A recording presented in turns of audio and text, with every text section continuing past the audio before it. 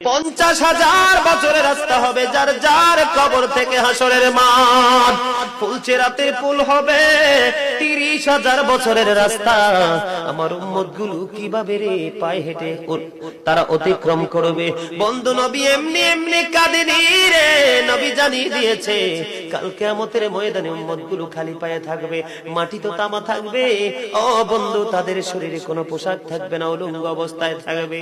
এবং মা আয়েশা প্রশ্ন করলো, গো প্রাণের নবী, জানতে মনে চায় নবী গো, এই যে আপনার উম্মত গুলো উলঙ্গ অবস্থায় খালি পায়ে সবাই থাকবে গো নবী, তারা কি নারী পুরুষ একসাথে? কয় হ্যাঁ, নারী পুরুষ একসাথে।